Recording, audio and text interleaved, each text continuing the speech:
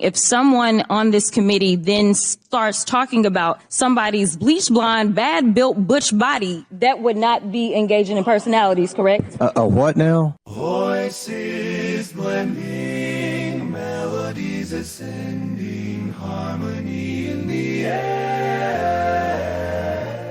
Our songs are never ending. In the barber shop we create magic. Brad and John show, yeah, it's pure classic. No instruments needed, just our vocal range. Notes flying high, it's our musical exchange. Tracy's station may try, but they can't compete. Our barbershop style, it can't be beat. Oh, the harmony of voices, so sweet. In the barbershop of life, our tunes will repeat. No need for instruments, no need for a band. Just the Brad and John show, the finest in the land.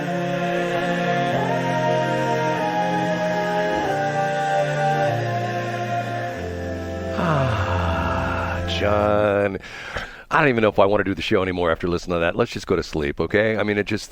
absolutely. We have to make up for lost time, Brad.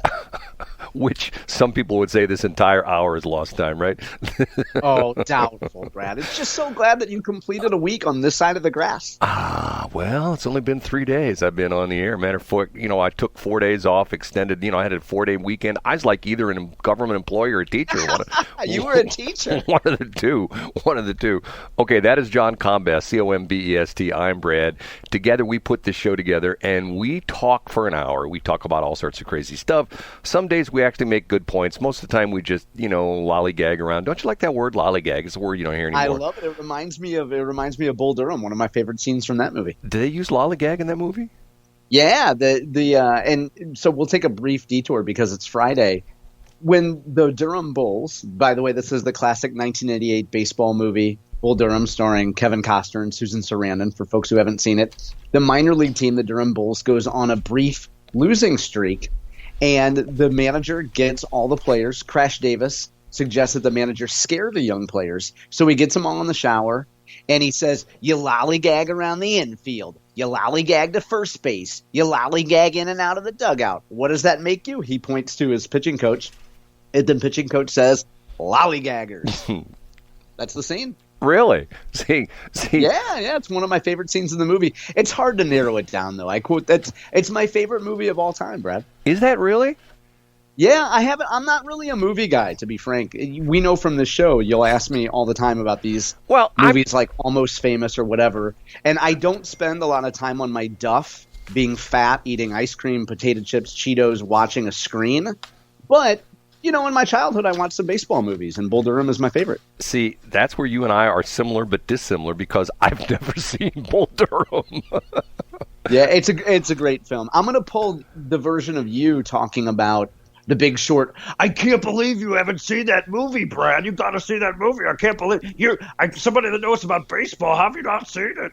Well, John, the idea would be, I'm to the point where, I have to be honest with you that I am, and I don't, you got to watch what you say here in St. Louis, because when you say you're not a Cardinals fan, I mean, I said at one point in time when you and I first started doing the show, you went, what? You don't like the Cardinals?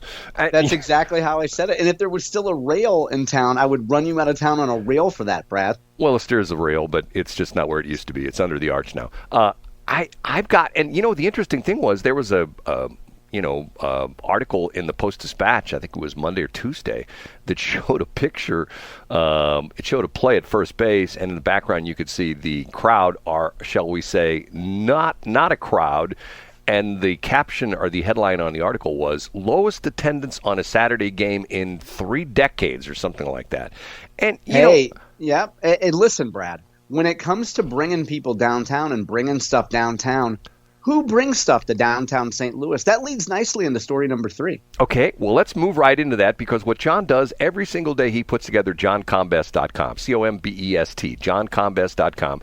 He puts together all the top stories around the state of Missouri, politically, news-wise, all sorts of different things, and we start to show off with him saying what he thinks are the top 3 stories. We bring in this guy who's a very famous man. I'm Casey Kasem. And what he does is... Now on with the countdown. He does the countdown. He starts off with... In third place... A story from KSDK from a few days ago, Brad, that I missed, but I have it at the top of johncombest.com today. Cori Bush, the congresswoman from the 1st Congressional District, is making a whole lot of claims in her re-election campaign, particularly around the amount of money she has brought back to St. Louis. Have you happened to see the story? I think this came out when you were in the hospital, Brad. Have you seen this particular story? I have not. Okay. So the claim is that Cori Bush has delivered $2 billion with a B dollars to St. Louis. There's a picture from KSDK of a billboard. It looks to be in, one of those areas that you wouldn't want to drive at night or in the daytime. And it says Cori Bush delivered over $2 billion. Now, Mark Maxwell, the Bulldog reporter from KSDK, attempted to document, go back and kind of reverse engineer where this $2 billion came from. Excuse me. Mark Maxwell's takeaway in the first sentence of a story, Brad. Cori Bush is hardly the first politician to take credit for someone else's work, but she may be the most audacious. So essentially, Mark Maxwell sat down with the staff of Cori Bush to attempt to find out if this $2 billion was even remotely possible. Of course, the answer is no. Cori Bush's staff is taking credit, giving Cori Bush credit for grants that she had nothing to do with, totaling up dollars that haven't arrived in St. Louis yet, that Cori Bush did not have any influence over coming to St. Louis, grants that came to Wash U and SLU and other places. And it's a pretty magnificent takedown of an audacious claim from Cori Bush. I would suggest folks read it. There's a video up today on my website, and I have a link to the straight KSDK news story. Of course, for context, Brad, bringing stuff back to St. Louis is going to be a key claim of Cori Bush as she faces stiff competition from St. Louis County Prosecutor Wesley Bell in the Democratic primary and former State Senator Maria Chappelle-Nadal. I would say it's probably hard for Cori Bush to claim to be, an advocate of certainly St. Louis business, considering the things that she said about Boeing. But these audacious claims about earmarks are undermined by Mark Maxwell's story here. I thought for sure you were going to say that she was just claiming the money she got for Boeing, which she wanted to shut down when you said yeah, no, exactly. No, seriously, I thought that. So I'm a few days late with the story, but it's at the top of my website today. Folks should go check it out. I thought for sure that she was going to say, well, look at the money I got for Boeing, because they're making the F-15s. I don't know if are they still making F-15s? I think they are. I know they're still making F-15s. I don't know. I wouldn't give her credit for that, though, because you know how it goes with Boeing, Brad. Sometimes the money just falls out of the sky. Not going to touch that. Okay, moving along to... Up a notch to number 2. Jason Rosenbaum's Politically Speaking podcast. Brad, I'm just going to highlight the whole upcoming week of shows. Jason is taking the, what should we say, not undesirable, but the unenviable task of sitting down with every Secretary of State candidate, bringing them in, having them talk about their Secretary of State bid. We've heard already from Denny Hoskins, who went through his plans for the Secretary of State office. We had Mary Elizabeth Coleman on the show the other day. There was a candidate that was on yesterday. The link is up to my website today. We won't say his name because that's going to set you off, and you've already had a long week. But Jason is bringing in every Secretary of State candidate, or at least I should say inviting every Secretary of State candidate in to talk about their plans. So folks can check out every interview that's taken place so far. I have a link on my website today to Rosenbaum's Spotify. I have a link to his Apple podcast. You can go back and listen to all the Secretary of State candidates. And this is really preemptively telling folks check it out over the weekend and check out Jason's pages next week too, because they'll have every SOS candidate. Well, let me just add something on there, is that when I was perusing the STL PR site, which you don't think I ever look at, but I do, there's an article. You mean my site or the St. Louis Public Radio? Or the Rosenbaum site? Just the St. Louis Public Radio site. If you just go to gotcha. Okay, STLPR.org, I think is their title, which is interesting because, they don't even have the old call letters. They don't even use them anymore. Somebody else bought up the domain. It's some illegal gambling site in China or something like that. It really is. It's kwmu.com or .org. They're all over there. Okay. Anyway, there was an article. I think it's still up there, but it's not by Jason Rosenbaum, about this whole thing. Let me see. I saw it just last night before. About what? About they interviewed Mike Carter, but it wasn't Jason Rosenbaum. But no, Jason does the interview. The woman who I guess posted the story is named Sarah Kellogg. Yes, Sarah Kellogg. Yes. An interesting article about Mike Carter, although, let's be honest with you. Mike Carter's an interesting guy. I sort of give him, I say he's akin to Trump, Greitens, because he's not an inside political player. I think you would probably agree with that. And yeah, I think so. That's one of the things he says in the interview, is because of the fact he wants to work with everybody. And I'm thinking to myself, okay, isn't that a refreshing sentiment? Instead of being across the aisle literally and not talking to those people over there. Anyway, but don't get me going on this STL PR thing, because the St. Louis Public Radio, because I've done a little research. When I had some downtime earlier this week, when I was, and I got a little bit into the weeds in a couple things. Maybe we'll talk about it later. Maybe we won't. Okay, you ready? Are we ready for number one? We are. We're ready. The number one. Making the trip across the state on I-70 will get a little bit easier sometime down the road, and no terrible pun intended there. Governor Parson broke ground on the first leg of the I-70 expansion. Broke ground yesterday, Brad, in mid-Missouri. Now, there's a whole lot of pieces up about it on my website today. The one piece for folks here locally that we'll be interested in, there's a couple different projects, a few different phases, I should say, of this. And the second project will expand Warrenton to Wentzville. So we're going to go, that entire corridor from Warrenton to Wentzville will be expanded. It'll be 6 lanes. And the timetable, which I hadn't seen previously, but the second project could start construction as early as next spring. So it would be a disaster for traffic for a little while, but wider lanes, I should say a wider I-70 coming for that Warrenton to Wentzville corridor. And this is, of course, was a big centerpiece of the legislative discussion last year and this year, expanding I-70.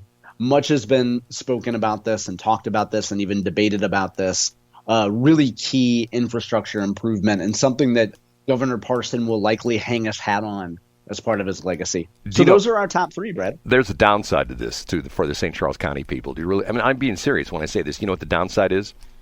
I don't know. The plans were already in the way. I think, the matter of fact, would have started at the beginning of this year, maybe even last year, to take out the 4-lane bottleneck, 2 lanes each way, the S-curve there in Wentzville going on the railroad pass, which has been there since the interstate was built.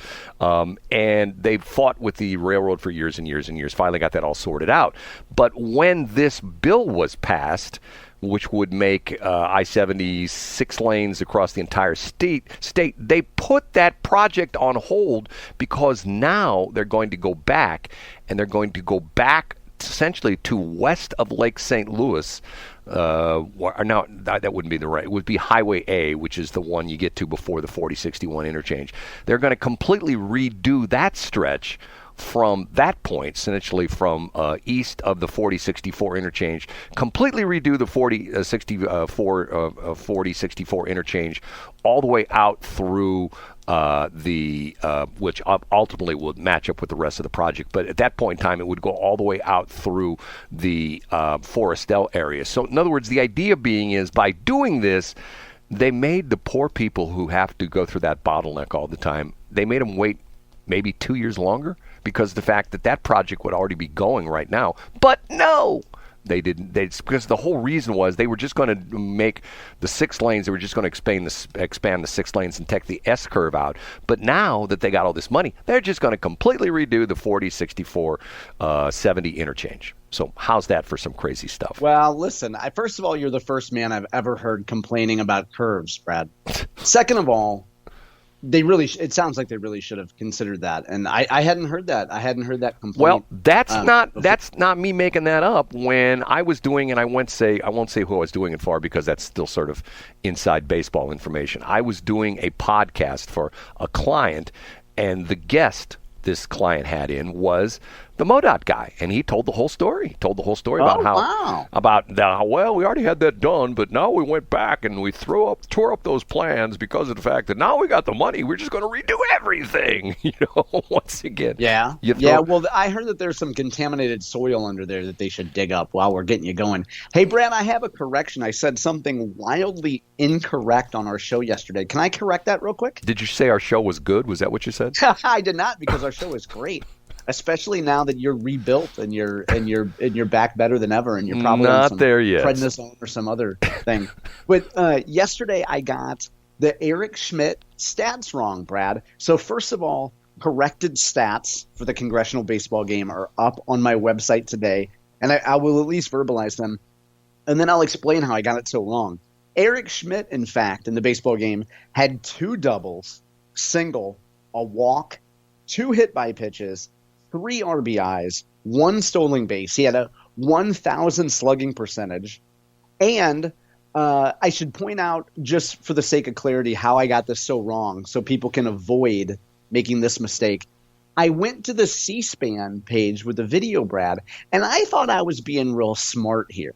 I went to the search on the transcript, and I looked up Schmitt, and I found every time Schmitt was mentioned. Brad, I made the mistake of looking up SCMH or SCHMITT, which only gave me the 2 times that the transcript spelled Schmidt's name right. And because it was done from closed captioning, it overlooked all the times that closed captioning spelled it like traditional Schmitt, SCHMIDT. So anyway, I missed all those at-bats, Brad, because I was not paying attention to detail and did not go thoroughly enough through that video. So corrected line for Eric Schmitt is up on my website today. Just wanted to make sure. Accuracy is important to me, Brad. For a guy that does something every day and tries to do it thoroughly as I can, I don't like to have errors in my process, and those errors are corrected today. John, I think this warrants a congressional investigation. I'm telling you. I think so. And you know what? This just in. Cori Bush just got me $4 million to get my own transcriber for C-SPAN videos. By the way, I had a listener contact me yesterday and complain about you. Oh, I almost choked on my drink. That's awesome. That's great. I'm glad to hear it, Brad. Thank you for sharing that. Am I supposed to care what they said? Am I supposed to pretend to give a you-know-what about what they're saying? But tell me anyway. This person was most upset when you were discussing, and I don't even remember this because, I don't, the way I've been lately, I don't remember what happened before, when I got up an hour ago. But they were complaining about the fact that you alluded to the fact that Jill Biden's doctorate degree is an honorary doctorate degree. Well, no, she's just a pretend doctor, like somebody who I know a guy, Brad, by the way. I just saw this yesterday. He was inviting people to an event, and in his email signature, he put Ph.D. Right. Are we supposed to care when somebody gets, if they're not a real doctor, like they're not a medical doctor, are we supposed to be like, oh, that was just my friend Bob Jones? Well, when his email says Bob Jones, Ph.D., I should definitely pay attention to this email. Well, you're lucky I'm reading your email. Go ahead, Brad. It's funny you should say that, John, because of the fact that I once knew a woman who, and once again, I'm not making fun of these kind of people, but she was a woman who explained to me that she was a pretty important person because she had like 20 letters after her name. And I said to her, I go, what do you mean by that? And she was in the healthcare field. She was once again, I'm not making fun of these people. She was a nurse practitioner, which is, up the scale from just being an RN. And once again, RN, thanks to the RNs. I dealt with many of them recently, so yeah. I appreciate the RNs. But she had all these certifications. She was a RPH, and she was a blah, blah, blah, and a blah, blah, blah, blah, blah, blah, blah. And she told me in her field, the more letters you have to have after your name, the more important you are. Oh, yeah, clearly. So if you have all these certifications and things like that, you've probably seen this like with life insurance guys. I'm MPA XYZ ZZoo2, and you go, okay, what does that mean? Well, that means that gives me assurance that I definitely need a good deal on term life insurance. Sign me up. Right. Okay. And by the way, so to that listener, thank you. I appreciate the feedback, and everybody has their own opinion. So going back to that, she said that John doesn't realize she has an EDD. And I said to her, what does that mean? John has nothing to do with Bob Dole. No, her degree, this is sort of interesting because once again, I know people in education, and I've already been schooled by this. An EDD degree in education, at least what I've been told by my teacher friends, is not as impressive as a Ph.D. An EDD degree is educational doctorate degree or something like that. And essentially what it is, it's a doctorate in education, whereas a Ph.D. is a doctorate in a specific, philosophy discipline, or concentration, discipline or stuff like that. And what I have been told, once again, these are my teacher friends that have told me, they said a Ph.D.